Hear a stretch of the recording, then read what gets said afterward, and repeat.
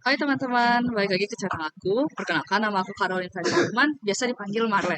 Dan aku dari DKV UMN 2024. Dan hari ini aku akan menjelaskan tentang hak terkait dan juga hak cipta nih yang ada di Indo, khususnya Indonesia. Nah, jadi yang pertama itu kita bakal ngomongin hak terkait. Kenapa? Karena apa? Jadi hak terkait yang pertama aku bakal ngomongin itu tentang Pierre Cardin. Jadi kalau kalian nggak tahu, Pierre Cardin itu adalah suatu brand merek asal Prancis yang berbidang di pakaian, industri pakaian gitulah. Dan mereka itu udah berjalan tuh dari tahun 1950-an. Nah, mereka tuh udah terkenal tuh pada zaman itu, lumayan lah ya, udah lumayan terkenal, udah mulai dikenal sama negara-negara lain, dan akhirnya mereka buka cabang di mana Asia Tenggara, boy. Nah, tapi Pierre Cardin ini punya satu kesalahan yang mereka lakukan, yaitu nggak dapet hak cipta. Jadi hak cipta internasional tuh harusnya udah ada, tapi entah kenapa proses tuh lama banget. Jadi kan mereka tadi udah ada dari 1950-an. Nah, mereka tuh baru dapet hak ciptanya, enggak, hak mereknya itu di tahun 1974. Gila gak? 20 tahunan baru dapet hak merek, bro. Nah, jadi pas tahun 1977, ada perusahaan lokal nih di Indo, namanya PT Gudang Rejeki. Gudang Rejeki, boy. Namanya Gudang Rejeki. Tapi mereka ngambil nama Pierre Cardin. Dan kategorinya sama. Terus padahal mereka tuh nggak punya afiliasi, mereka nggak ada kontakkan sama sekali sama merek asli yang di Prancis ini. Terus pas Pierre Cardin ini yang asli di Prancis tahu, itu kayak, wow, bro, what are you doing? Itu kan merek kita, kenapa kalian ambil secara sia-sia dan nggak nge-credit kita gitu. Terus pada saat itu karena mereka belum dapat hak mereknya secara cepat, Indo tuh kan punya regulasi mereka sendiri ya. Kita punya regulasi kita sendiri di mana kalau mau ngajuin hak merek itu tuh first in first out lah. No, bukan first in first out, tapi kayak first in siapa ya, apa ya, siapa cepat dia dapat deh. Nah iya, siapa cepat dia dapat. Dan itu yang mereka lakukan.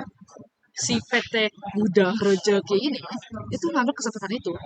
Jadi mereka udah bawa ke pengadilan segala macam, udah filling form segala macam buat hak merek ini, dan terus mereka dapat. Dan karena Pierre Cardin ini pengesahan hak mereknya lambat, hasil mereka kayak udah angkat tangan. Nah, tentunya Pierre Cardin yang asli di Prancis ini dapat apa ya, dampak lah ya, udah dapat dampak. Jadi dari Cardin ini dampak itu banyak banget. Aku bakal sebutin 5. Yang pertama itu mereka kehilangan hak merek di Indo karena udah kecuri sama si PT Gudang Rezeki ini. Jadi mereka alhasil mereka tuh nggak bisa jualan, juga nggak bisa dapet nama merek mereka yang asli secara legal. Terus mereka juga nggak bisa menggunakan produk mereka di Indo, kayak mereka nggak bisa jual lagi secara legal gitu. Terus mereka yang kedua itu kehilangan kendali atas brand image karena udah dicuri sama PT Rezeki. Mereka tuh nggak bisa kontrol kualitasnya, kualitas makanan mereka, desain, strategi pemasaran produk yang dijual di Indo. Terus itu tuh juga beresiko banget buat brand mereka secara global. Reputasi mereka tuh udah kayak on the verge of downfall, crash out gitu lah. Terus yang ketiga itu adalah kerugian finansial dan pasar. Tentu finansial udah pasti kena karena ya mereka nggak dapat untung, karena PT Rezeki ini udah ngambil nama mereka, jadi mereka nggak dapat untung sama sekali. Terus yang keempat itu pelajaran strategis bagi brand global, itu juga berdampak banget karena uh, hak merek internasional tuh udah nunda-nunda banget buat si Pierre Cardin di Prancis ini. Jadi mereka tuh harus evaluasi lagi biar nggak terjadi kejadian seperti ini. Yang namanya itu brand hijacking ya. Dan yang kelima, terakhir itu citra dan kredibilitas globalnya juga kena. Karena lemahnya perlindungan hukum internasional pada waktu itu membuat orang-orang dan brand lain secara internasional jadi khawatir dalam kalangan investor dan mitra bisnis lainnya gitulah. Nah, terus pelakunya siapa? Tentu pelakunya Peter Gudang Rezeki. Apakah mereka kena sanksi? Yes, they did. Jadi mereka tuh kena sanksi Undang-Undang Nomor 15 Tahun 2001 tentang merek. Tapi sekarang undang-undang itu udah diganti jadi Undang-Undang Nomor 20 Tahun 2016 tentang merek dan indikasi geografis. Jadi walaupun udah dibawa secara hukum sama si Pierre Cardin di Prancis ini, itu tuh si Gudang Rezeki itu menang. Mereka nggak kalah karena di dalam hukum Indo first to file itu mereka benar, mereka melakukan prosedur yang tepat dan benar secara legal. Terus si Pierre Cardin ini jadinya nggak dapet brand image yang mereka inginkan di Indo.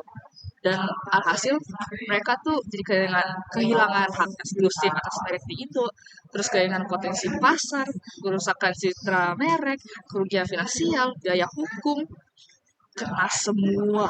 Itu tuh kayak dayang banget. Dan ya itu jadi pelajaran banget buat hukum internasional kita di dunia ini.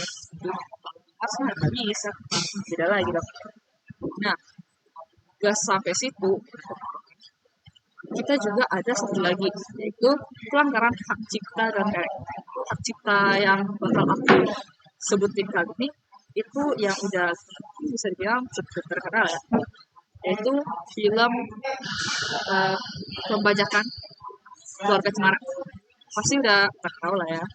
Nah, jadi kronologinya itu, pas 2020 yang lalu, ada seorang pria, namanya tuh Aditya Fernando Pasya. Aditya Fernando Pasya, atau inisialnya tuh AFP. Nah, dia terbukti bersalah karena dia melakukan pembajakan film di bioskop. Nah, filmnya itu kebetulan Keluarga Cemara dari produksi V-Cinema Pictures.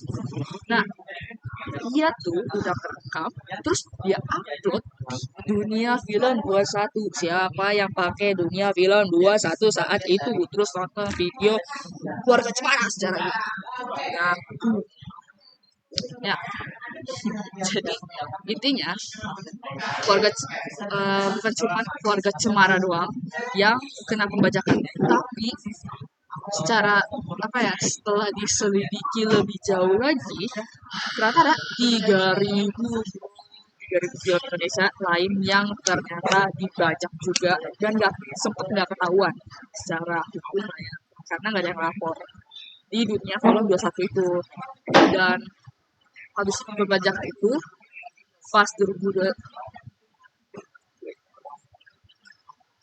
Dan ternyata pembajakan itu udah mulai sebelum 2020.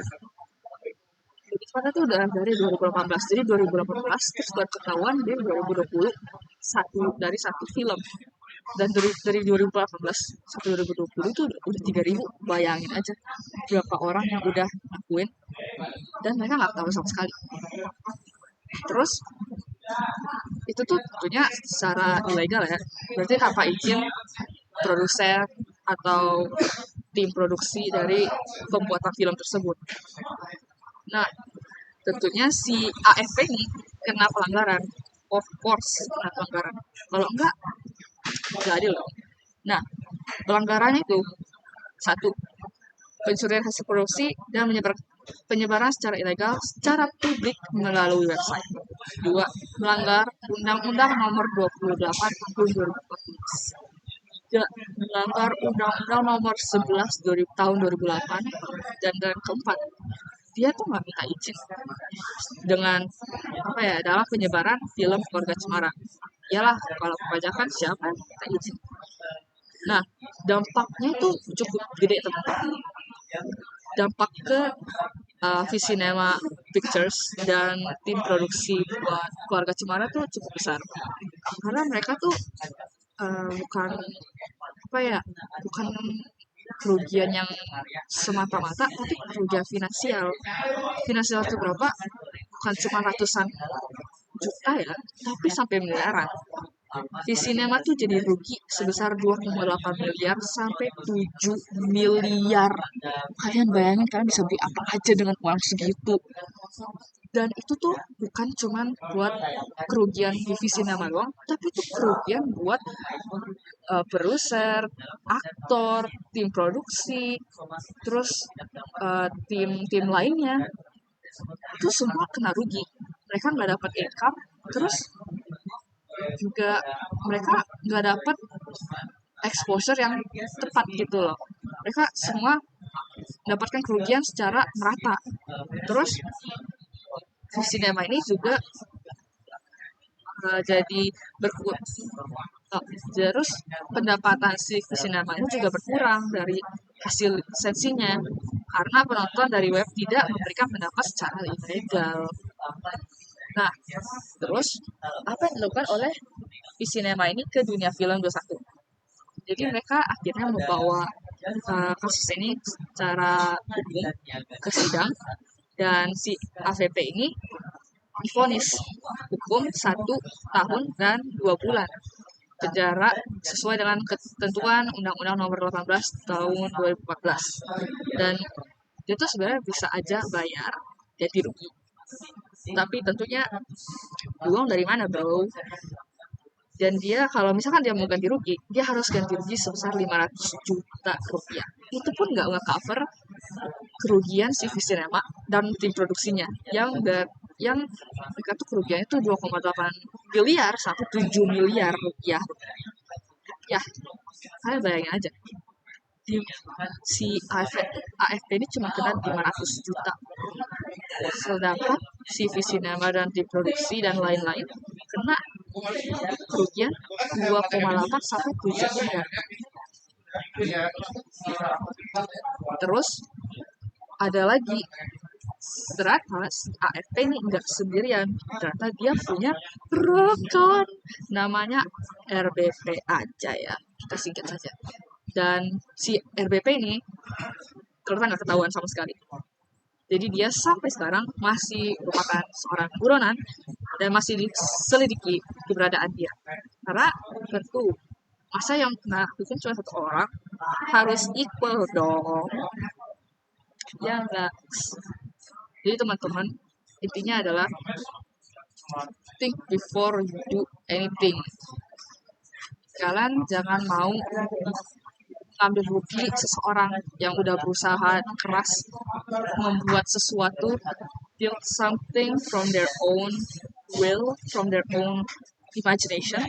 Itu karena kalian tuh bukan menghancurkan mereka secara finansial atau apapun, tapi kalian juga menghancurkan reputasi diri kalian sendiri.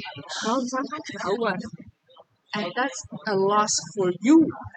Jadi kalian harus hati-hati banget dan berusaha untuk membuat karya kalian sendiri.